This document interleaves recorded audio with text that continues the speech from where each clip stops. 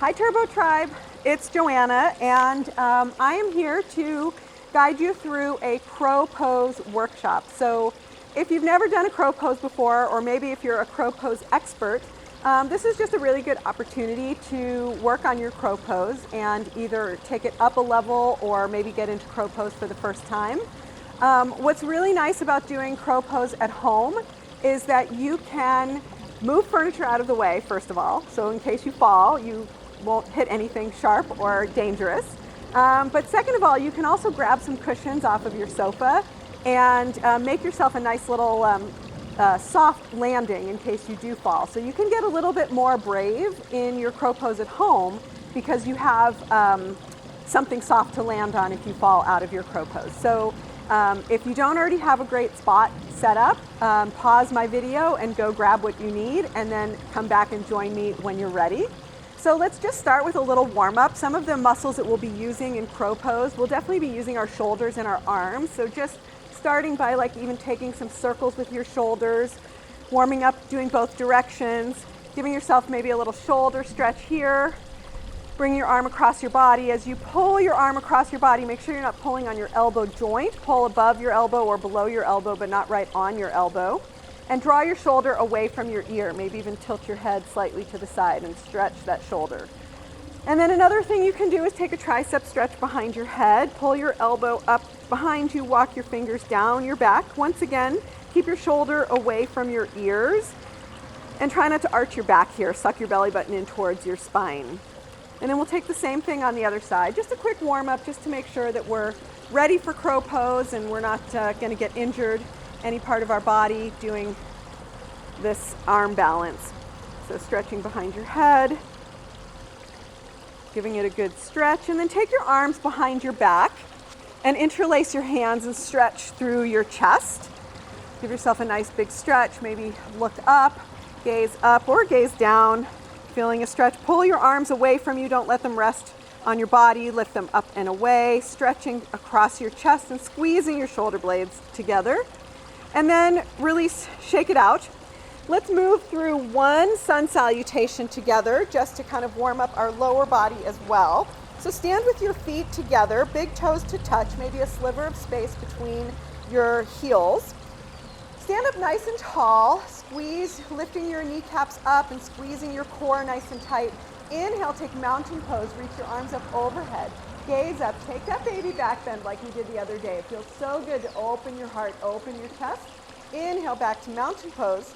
Exhale, forward fold, hinge at your hips. Now rest here just for a moment, stretching the backs of your legs, feeling your hip bones stretch and your spine lengthen. Let your head be heavy here. Let your fingers rest on the earth and maybe bend your knees so much that you can get your palms down on the earth and then push the earth away from you with your palms and straighten your legs just as much as you can so that you feel a stretch in the backs of your legs. So it may look like this, it may look like this, maybe it looks way more flexible than I am. Wherever you are, that's beautiful. Just feeling that nice stretch. And then inhale to a halfway lift pose, lengthen through your spine, press your hands into your shins. Exhale, high plank pose. Hold a nice strong high plank.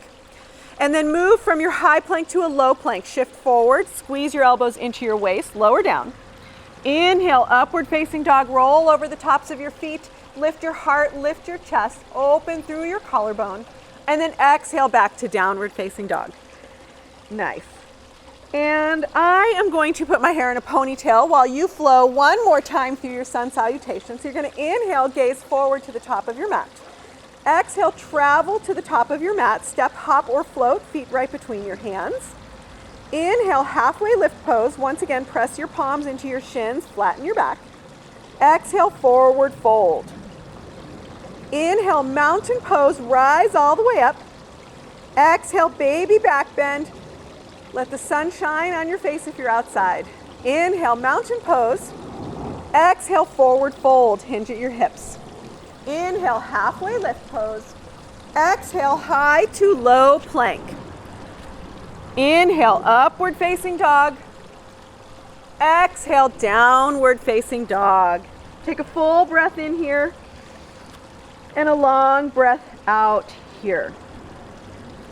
Now come down to your knees and let's take our first crow pose. We'll try it on for size. So a couple of things that are very important with crow pose. Number one, you want to spread your fingers really wide. So I'm lucky because I have really big hands. So if you don't have big hands, spread your fingers even wider. Press your hands into the earth. Hands are about shoulder distance apart, and really spread through all 10 fingers. Now, most important thing in crow pose is your gaze. So you want your gaze to be in front of your hands. If you look straight down at your hands, you're going to fall forward. So you want to make sure that your gaze is in front of your hands. You make a triangle with your eyesight and your two hands. So plant your hands on the mat. Come up to your feet. Bend your elbows. Pull them back in towards your knees. Don't let them go out wide. Keep them nice and tight in here. Engage your tricep muscles. And now very important also is to engage your core. So you want to really keep your core muscles engaged and tight. Eyes focused forward and down. And just shift your weight forward so that your knees are on your triceps and your weight is shifted from your feet into your hands. Now this right here is crow pose. You don't have to lift a foot. You can just keep your toes on the ground for stability. But if you've got those pillows with you and you put the pillows in front of you and maybe off to the side as well, so that if you fall over, you're not going to hurt yourself, then you might as well try, if you've never done it before, try for the first time a flying crow. So you're just going to bend your elbows back towards your knees.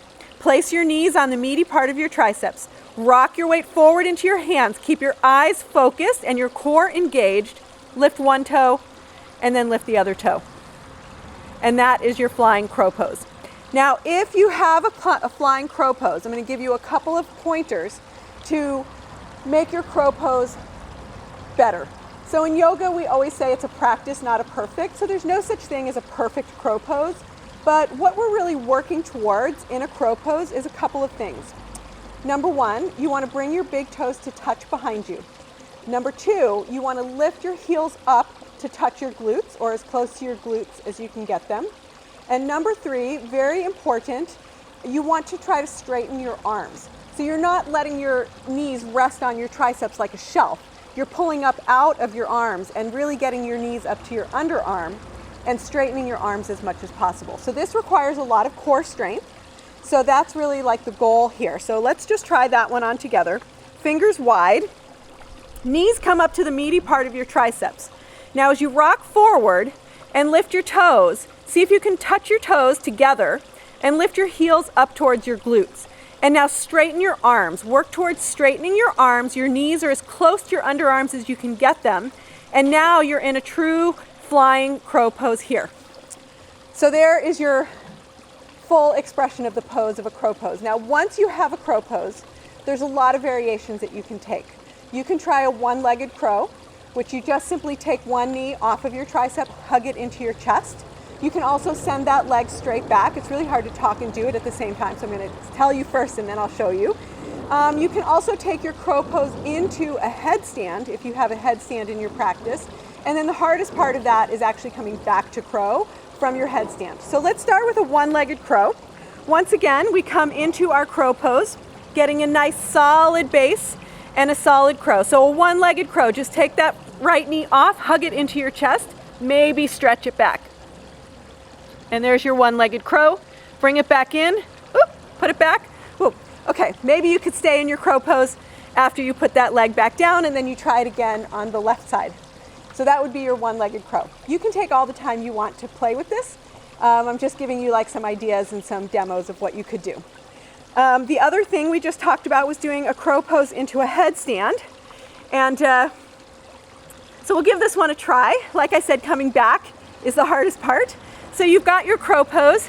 Your eyes are focused forward and down. My eyes are glued there, but then I'm going to slightly tilt my head, tilt forward, and come down onto the crown of my head. That was a little bit of a hard landing there. Lift my feet up into a headstand. And now I've gone from crow pose to headstand. The hardest part now being coming back into crow. So I put my knees up, get them right up into your underarms as close as you can, and then rock onto your forehead, blah, and then lift up back into crow.